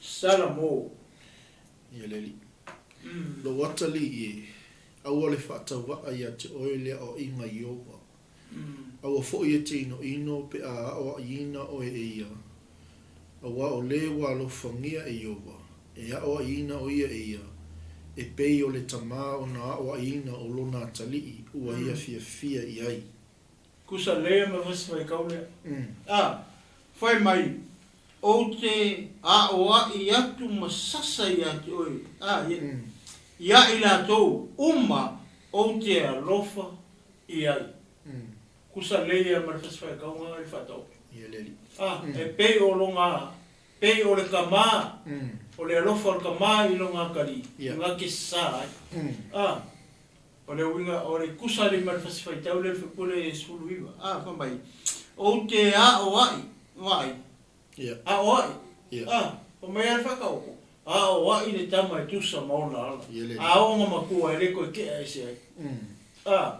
Pa mai, o te a o i atu masasa i la tau uma o te a lofa i ai. Wa ai le manga i ala maulea. E ala nga o wa i ia ka kou e le tua po Yesu. Le nga e lofa i a ka kou. O le mea kongu wanga. A whai whai mai mo mai aia o i a ku e loka ma. E ala nga o i a ku e loka ma kurou. Tala bou kama makingi. E ala nga o i a ku e loka ma maru ki ngā oi. Lea nga e a lofa i a oi. E a lofa i a oi. Nge kewa mai mauro ola. Kewa mai mauro soifua. O le ala kako me e whai. Ka lia lea o inga. A whai akuru ka mamar ki ngā e. A o i aku e ka lia. Aisea, lea ngā e lofa i a oi. Whawheka kou. Whawheka kou ke usian. Whawheka kou le kalesia. A whai e o wai mai Yesu i a ka kou uma. O le ala kako me whai. Ka ka lia pede. E kaun kako ka lia. Aisea, lea ngā e lofa i Yesu i a ka kou. E le finangaro Yesu ina ia whango o sea nganga skasi. Te o le ka ua ngā whaswhai kaure o le nei ia e vili tai ma ia e saramu. Leo mau pasore ki ke kulmai. Ia pasta o le nana ia tele me le ua e toi feita winga. Ma le alau fie pai le pula le vili tai. Ia, mai. Mantua le ua o le ua whai mai Yesu po ke riso i a lau tikaia. Lau tikaia e pule au i au kou. Amen. E le pule o kou i au kou. O le mea lea o te sasa ma o ai i leo te alofa i ai.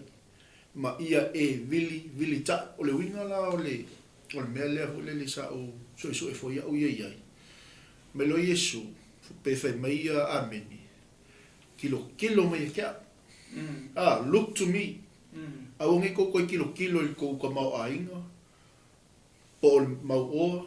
Ma mea umaia. A waia, wa malaia. Ai kilo mai kia. Ma ia e salamo. Li liu mai le leanga i le. Ma li liu mai i le malaia. I le manuia. Amen. Ia, kai pio sa kai kanga ko so sa ngia ko le upule o le vili ta. Be Yesu la tikaia asanga mai. Ia. Wa ai mai. Ngau ko ke koe ngau i mea ngā ua. Ia. Fa pia o ko ngai manguia o malaia. Ia. O ka waso. O le lava. O pungikia. O malaia. Amen. Mele Yesu ma ia e vili ta. Asanga mai. Ma ia e salamo. Amen. Pe yara melenga e fa kai ia le fia fiu le. Tena se lau walu skulu ti kui. Mo foi no inga. Ia. Awa koe tena. Ia. Awa ki koe repeating al mea. Wai koe kilo mai lo ai le lo mo se. Mela Yesu ma ia e vili ta. Ma ia e salamo. E whakase alam salamo ka kai le whasela. Ia. Ma ngai ke leo. Ia le tua. Amen. Ia masalo o la res fai pola ta o i. Ia le sa o fetau ina fai po luspulu ia malota silenga ia. Ia o e si vai ma ngai ali. Fa mai o luspulu e a. Ia. Luspulu e ta i. Ia. Fa uta o te tu atu i le pui matu i atu. Ai se tasi e whaalongo mai i lou leo. Matatala mai le pui. O te ulu whale. Atu i ate ia. Mate tali sua foi mai ia. O ia foi. Wow. Praise the Lord. Ia. Koe kona sunga pe isa usosoni ia. Amen. Ia. Ole kianga ia i ole. Ole whalongo. Amen. Ia. Ia. Whalongo ia Pasta. Tala le pui. Pasta, o ke maa era ke su e mumu male maulea.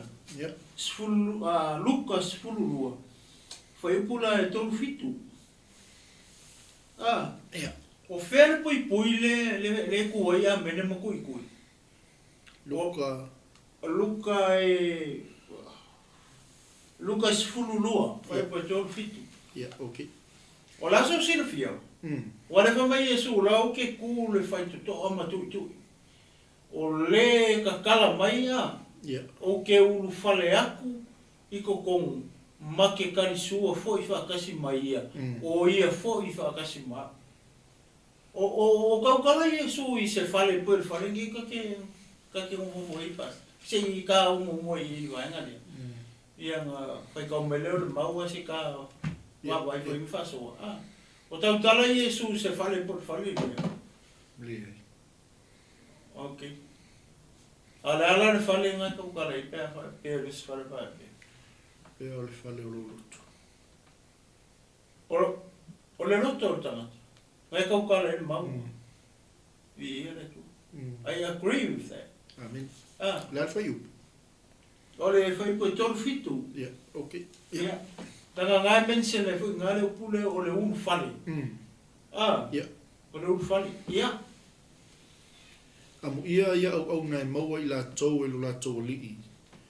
O mataala pe asau. E moni o te whaiatu ia te autou. E fusi e ia o na ofu.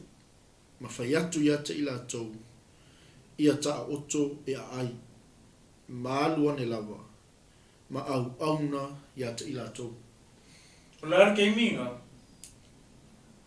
O le kei minga le. O la o ai ia. A waila ka ngaka ngaua. Ka ngaka la kwari ia. Yeah. Amen. Ngai tau tala le maunga ai o le tangata. Yeah. Kei pe o le soifuanga ki. O le kaimi e ke kari a Yesu.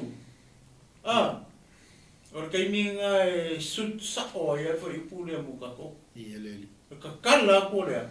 Ka kala ko loko ia Yesu. Yeah. Ka kukari a Yesu. Nanga le. Ele o kui mai Yesu, ele ko Yesu kaimi a pe kui me fai ko ro fan. Ele ku lo fan ia. Ia. E se ale no mafia. O le kokong. Ia. Le fa fo ka ko. Ia. O Kei mia ki ka kala. Ia. Kokong. O le kui me ka ko loko. Ia leli. Ai le fai ko lo pok moi. Amen. O nga ko muare le fa me le ku o Yesu. Ia leli. Nai ku o Yesu ma kui mai. Ilea. I o ka ko fai ko ma o tato. Amen. Le ka o le me. O ka ko salmo. Ia. Le anga ke le o nga mo tato. Ia leli. Mai se poi i la tou o la tutalia Yesu. Amen. Ai ke le foi ka ko le ko mo loko. E le sala mo matalia Yesu i la tou. Praise the Lord. Pe o le awale ma ko e fa so aku i le fa se foi kaulia. E le fai ko oro fare le ku Yesu. O le fai ko oro loko. Ia leli. Le ku i fa foi Yesu le ku ia. Ia. Pa fenga i do. Pa fenga i do le ku Yesu. Ali. Le ku ia ko Yesu. O le kari. Ma le fai kokoa. Ngai ke lua o i ma me fai ko oro. Fa venga foi ma. Amen. E fia kari ala. Ia. Ia le upu. O le upu Yesu. Le ai ku ia. Le ai ku ia. Le ai tu ia. Kai mia fa ma wala lo e tatu lotu. Makalia Yesu. Fa u fale Yesu lo soifua mo mako foi o. O nga u fale me lo le Yesu. E kari sua kasi mo. Leli. O oe foi mai ia. Ia pia se ule ko fa sang ko fa sai ta ule pasta. Pe se me ko fia pa po ia. Ei, te lo le wa. Ni no foi le po le tol ne fiafi. Pe tato ia le kalisia i la tikaia. Amen. Tato tal noa ma aso foi ne fiafi. Oh, do ia. Fa ai la vai le Pe puna losu matasi ma losu malu o le manu malo o te vatua ia te ia ma te nofo fatasi ma I lo nofo ali e pe o fo I ona o manu malo ua manu nofo fatasi ma lo tama I lona nofo ali. Wow. O lo tala noa I le tangata manu malo. Le ala we o le wa le vanga Yesu I le tuta mtau long tama I le nofo ali o long tama. Me le Yesu lo ti kaya a o le manu malo. O te me o te avatua ia te ia mate no nofo fatasi ma I lo u nofo ali. Ewa mai ala Yesu e peio fo I ona o manu malo. Ua manu nofo fatasi ma lo tama I lona nofo ali. Glory, hallelujah. Ia e whae mai o lewa ietalinga. I nā whaalongo mai ia. I le mea o whitalai mai ai. Le amanga I e kalesia. Amen. Amen. E le o lou wafi afili. E le o lou pōle nei. E te toe whaunu fale ai le whaao le kalesia. I le whaitotoa o lou loto. Amen. E te le o langona lona tu I tupi nei a fiafi. Oi. E te le o langona ina lona tu I tupi nei a fiafi. Ia le li.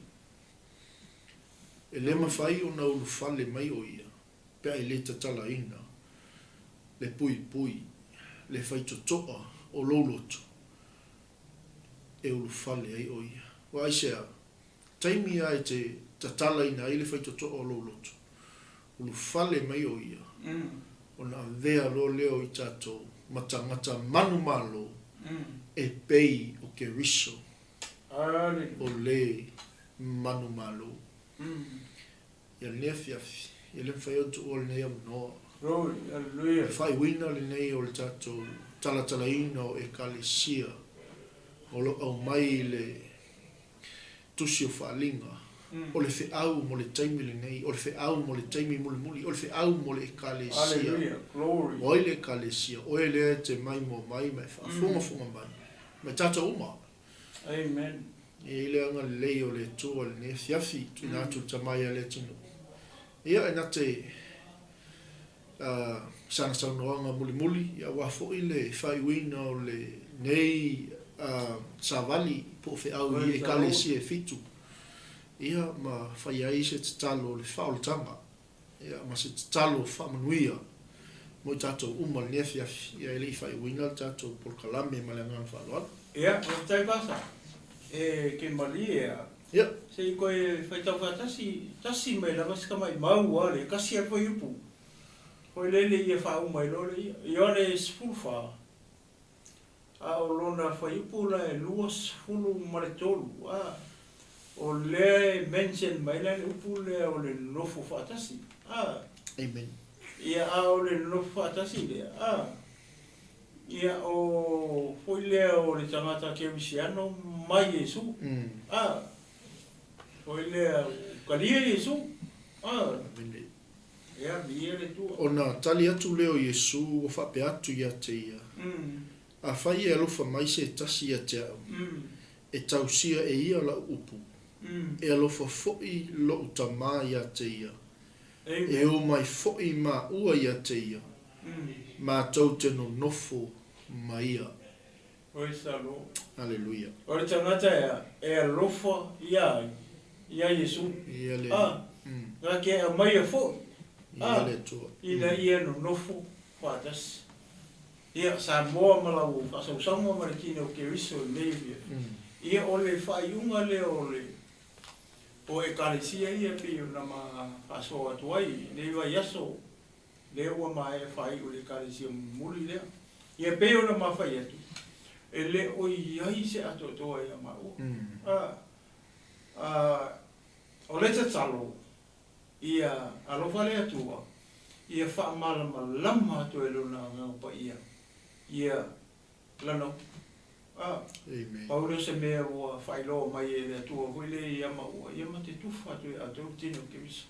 Hallelujah. O lona a o le ato toa. O lo I le atua. Le tatalo.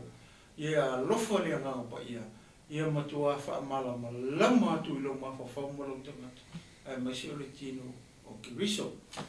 Ia lea fiafi, ia mole atu le ngā whawhai tele, ia le utou, uso matua ngā whine i le ali. Ia ole tino Kiriso ma le kalesia, le au pa ia ma le au pele. Ia ona o le taimi o lofa penao na tau wha manoa mai, ia mai moa mai foi ma wha longolongo mai. Ina ia tupu pēr lo tātou whātuatua.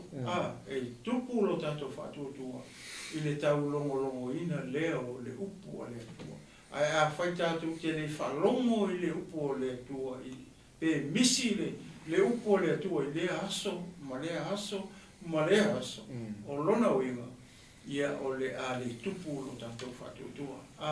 O le a vea na maawala, o le a urufale mai e ia, le liki o le raurangi nei, ia oso wha ia loto soifua, ia maso mātou whaiola, pe a le tau longo ina i tātou, ia i le upo le tua, ia le fiafi, ia o le a whamae ar tātou polokalame, si talo le fiafi, ia mareanga whaaloalo, ia a whaifo e te whietalia Iesu, pe te whietalia a mene le fiafi nei, e whai maali ma whaola i lo soifua, si ia ne e o lima. Si ia ne ia lo loto i le whātuatua, tali tonu ia, ai se i ulu whale atu, ia Iesu i le whiawhi nei, e te lua tali sua whatas i le whiawhi nei. Ora tātou talo, i o waile tua o mātou tamā, si atu o mātou lima i le whātuatua i le whiawhi nei tamā. Whaftai mora upu, leo o mātou whalongo i le whiawhi nei, o le upu mo i mātou, o le upu mo lau e kalesia ro mātou atua, o le upu whamanatu, o le upu taulongolongo, o lo whapena o na lapata i ai i mātou, i aso o mātou i ai no mātou atua. Tamā, ua utalia la upu le whiawhi nei, ua utalia lo whetalai mai, tamā whaftai, lo fa ma lama mai ia te au.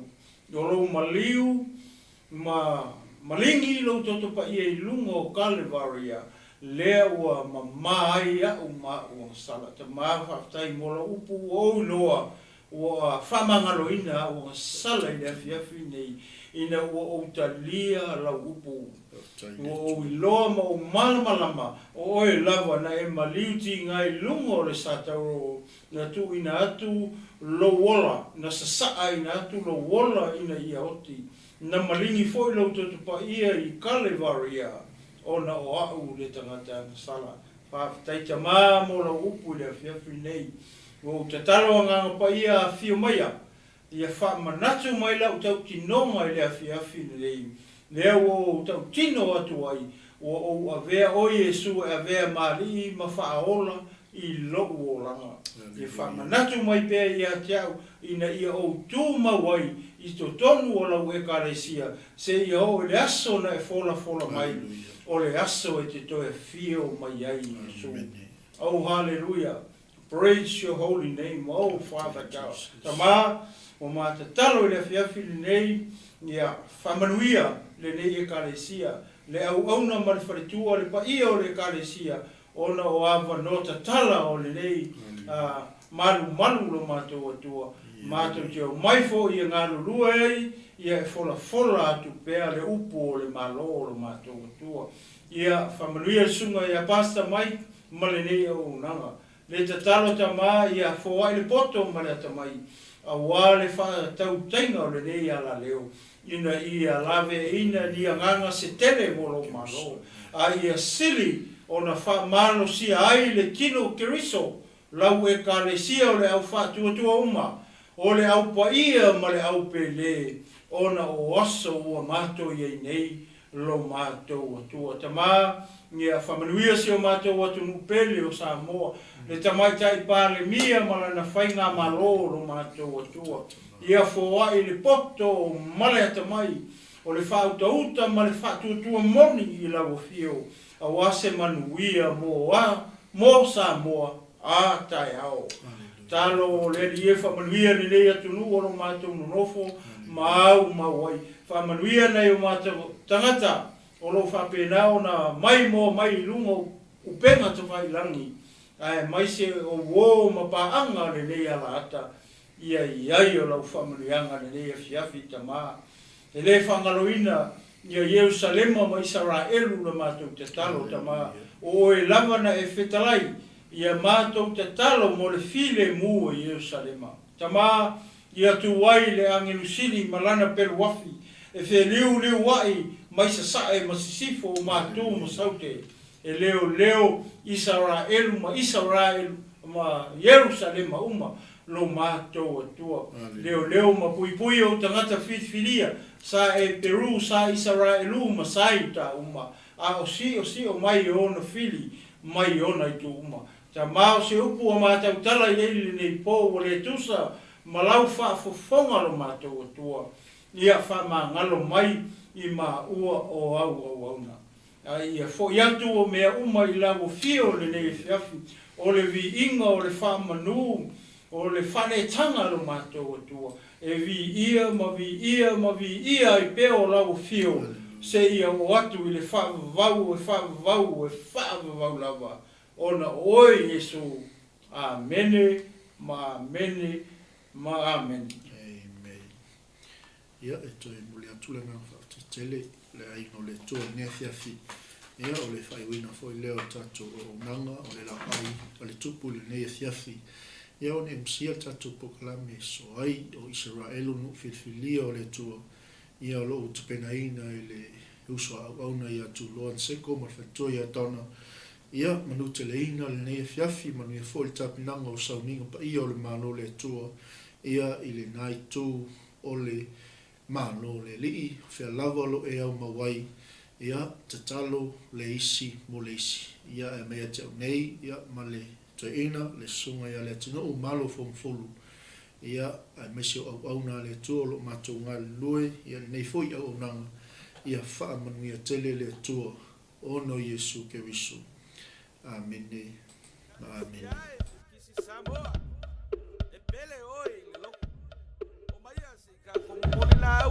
Ua e taifu fo I huta malo a fua ua maua le atua ua whawheta I tele ua sapaya whatua ele le lau sa saa o le whaiva le soifua leo ua matsaina ua tini pa o le uto malo tau sala ua e taifu fo I huta malo a fua ua maua le atua ua whawheta I tele ua sapaya whatua ele le lau sa saa o le whaiva le soifua leo ua matsaina ua tini pa o le uto malo tau sala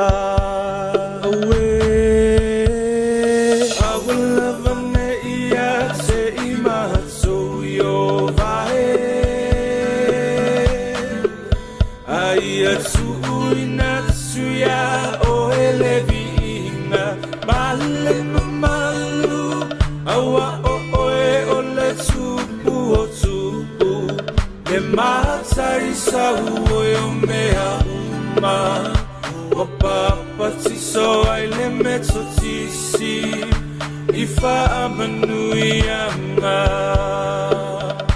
malo o le masui le whaatoa I le ngaluenga o lea ua toe nei o se anga tau Tamo o moonga I le whaitaunga o le luafe tau sanga o le alofa Samoa se isisia e ia le fu au le sa o lo tonga malo o le masu sui le fa ato to le nganuenga o le ua so e nei o se ama zau o zamo o moonga i le fai zau o le luafe zau sanga o le alofa Samoa se isisia e ia le fu au le sa o lo songa aue awalava ne ia se imatsu yo vae aia tu inatsu ya o ele viinga ale papalu awa o oe o le tupu o tupu le matai sa ue o mea uma o papa tiso ai le meto tisi I fa amanui ama awalava ne ia te imatsu yo vae Aia tu inatsuya o ele viinga Male mamalu Awa o oe o le tupu o tupu Le matai sa ue o mea uma Wa papa tiso ai le meto tisi I fa amanui ama